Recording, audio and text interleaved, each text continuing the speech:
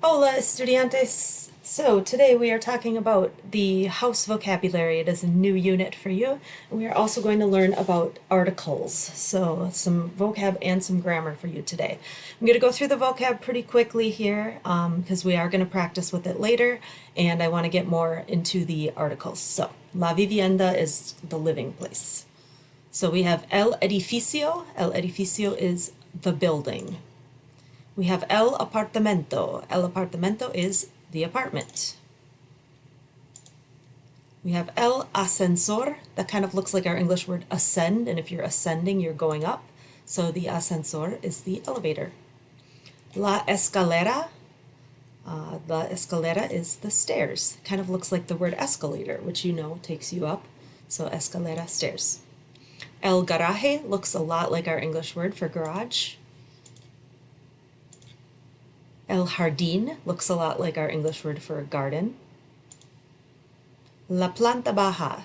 La planta baja in Spanish literally means the short plant, but it is how they refer to the main floor of a building. So the first floor, where we would call it first floor, they call it la planta baja, the main floor. And their first floor is actually what we would call our second floor. So it's really confusing. If you ever go to Mexico and you're in an elevator, the button for the ground floor is actually labeled PB for planta baja. And then if you press the button for 1 and you think you're going to get out at the lobby, you're not. You're going to actually get out on the first floor instead of the main floor, which is la planta baja. So a little bit confusing, but planta baja is ground floor. Primer piso then is actually the upstairs, the first floor. So very confusing to us. When we think of our first floor, usually we think of like our main floor, but for them the first floor is actually the upstairs. La casa is the house. El baño, we already know that from limpiar el baño, the bathroom. La cocina, the kitchen. El comedor is the dining room. Comer is to eat, so if you're eating, you are in the dining room. El dormitorio looks like our word dorm. That's where dorm room came from. Dormitorio is like a bedroom. La sala, that is the living room. La sala. El cuarto is another word for a room, or sometimes people use that to also to say their bedroom. So cuarto is just a room. La pared is a wall. La puerta is the door. El suelo, we learned that when we learned the word for sweeping. Barrer el suelo, the floor. El techo, techo is the roof, or the ceiling. La ventana, ventana is a window. All right, so you're going to see some sentences using our new vocabulary and see if you can put them into English. So, la casa tiene 4 ventanas y 3 dormitorios. La casa, the house, tiene, has, 4, ventanas, windows, y 3, and 3, dormitorios, bedrooms. El edificio es alto y tiene muchos baños. El edificio was the building. Es alto is tall. Y tiene, and it has, muchos baños, lots of bathrooms. La sala tiene una puerta, 2 ventanas y un techo. La sala, the living room, tiene, has, una puerta, a door, 2 ventanas, 2 windows, y un techo, and a ceiling or a roof. La casa tiene muchos cuartos, un jardín y 2 perros. The house has muchos cuartos, lots of rooms, un jardín, a garden, y 2 perros, and 2 dogs. Sometimes they also use the word jardín for like your outside, like your backyard area or whatever. El apartamento tiene un ascensor y una cocina vieja. The apartment has an elevator and an old kitchen. Cocina, kitchen, vieja, old. All right. So that is your vocab. Now we're going to talk a little bit about grammar. And the grammar we're going to talk about is called los artículos, the articles. There are two kinds of articles, definite and indefinite. Now stick with me here because this is a little similar to English, but we never think about this in English. So this is going to be a little tricky for you, but it's super important Spanish 1 concept that you need to learn. Spanish nouns are usually used with an article. Articles can be definite or indefinite. The definite articles are the, okay? So when we're talking about something specific, we say the. The house has 4 bedrooms. The dog is nice. The computer is old. La capital de Puerto Rico es San Juan. The capital of Puerto Rico is San Juan. So there's la, the. Okay? So definite articles, all of these words mean the. In English, we have the word the. In Spanish, they have 4 different ways to say the.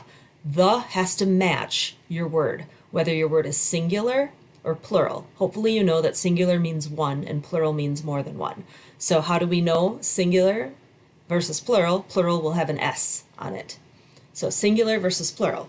That part's easy. Now here's something tricky. Masculino, femenino. Masculino, femenino. How do we know if a word is masculine or feminine? This is very weird for us because in English we don't do this. We don't give our words genders. But in a lot of other languages, they give their words genders. Now, this does not mean that like some words are macho, manly, and some words are really girly. That's not what they mean at all, okay? It's simply the way words end.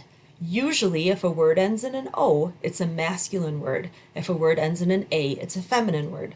Remember when I teach you things like if you're a tall boy, you're alto, and if you're a tall girl, you're alta, okay? That kind of gets at the whole masculine, feminine thing. Well, every noun has a gender. So, like, for example, window has a gender, door has a gender, computer has a gender, okay? These words are either masculine or feminine. And again, it's not like a door is feminine, like, oh, only girls use doors. It has nothing to do with macho or girly or anything. So get that out of your mind. It has nothing to do with that. All it has to do with is the ending of the word. So for example, la ventana ends with an A, so that's going to be feminine. El apartamento ends with an O, so that's going to be masculine. It's just based on if the word ends in an O, it's masculine. If it ends in an A, it's feminine. All right? If it ends in an OS, then it's plural. If it ends in an AS, then it's plural. Okay? So if a word is masculine, it's El, like el apartamento. If a word is feminine and ends in an A, like la casa. La casa ends in an A. Apartamento ends in an O. So el goes in front of apartamento. You don't say la apartamento. It's el apartamento. El means the, la means the. But they're just incorrect. I don't say el casa. I say la casa because it ends in an A. Okay? Plural is los. So if I have more than one apartment, I'd have los apartamentos. If I had more than one casa, I would have las casas. I can't say la casas. It doesn't match. In Spanish, everything always has to match. Masculine, feminine, singular, plural. It always has to match.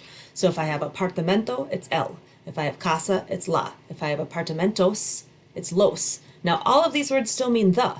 Los apartamentos are the apartments. Las casas are the houses. La casa is the house. They all mean the. But in Spanish, you have to match them. Okay, so el baño es pequeño. El goes with baño. Las paredes son viejas. Pared is feminine, and it goes with las. La casa, that's feminine. Los edificios. All right? So just showing you some examples here. Casa ends in an A, it goes with la. Edificios ends in OS, so it goes with los. All right, so fill in the blank with the correct form of el, la, los, and las. That was supposed to be the next slide, and then I thought, how in the world do you know what that means? So now that I've explained it a little better, just reminding you, singular and plural, pretty easy to figure out. Do they have an S? Masculine and feminine, it's a little trickier. But again, usually words that end in an O are masculine. Usually words that end in an A are feminine. Are there exceptions? Yes. Unfortunately, there are exceptions. For example, the word mano, that means hand, it's la mano. The word agua ends in an A, it's el agua. So some of these words end differently, and you think, why did they do that? Why isn't it el mano? I don't know. I can't tell you why. Okay? Some words don't end in A or O, like our word pared that we just taught you. Pared means wall. It ends in a D. What do I do if a word doesn't end in A or O? Like, for example, pared. That one, you just have to memorize. You just have to know it's la pared. So if there's words that don't end in O or A, unfortunately, you just have to memorize, is it a masculine word or a feminine word? All right, so let's try this. Fill in the blank with the correct form of el, la, los, or las. So I just told you, pared, it ends in a D, so we don't know if it's masculine or feminine based on the way it ends. You just have to memorize it, and it was la pared. Pisos. Now we know it's going to be either los or las because it has an S on it. So is it los pisos or las pisos? Oops, I went to the wrong one. El ascensor. Again, another word that doesn't end with an A or an O. We don't know. It ends with an R. But, okay. Now we go to pisos, los pisos. How about baño? Ends with an O. Just one of them. That should tell you it is el baño.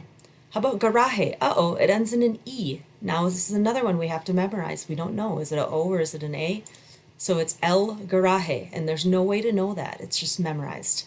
Jardín also does not end in an O or an A. Now, most words in Spanish end in an O or an A. They just picked these words to like highlight for you how there are some words in your vocab that you're going to have to know. But honestly, most words in Spanish end with an O or an A. I would say like 90% of words will end in an O or an A. There are some weird words. This is making it look like there's tons of weird words. There's not. El jardín. How about planta baja? Ends in an A, so it's la planta baja. And mascota, that means pet, ends in an A, so it's la mascota. Okay, then we have indefinite articles. Indefinite articles is the way you say or un or some. So when you don't have a specific one, like I live in an apartment, I live in a small apartment, I live in a apartment. I'm not saying I live in the apartment on this street. I'm just saying a apartment, a random apartment.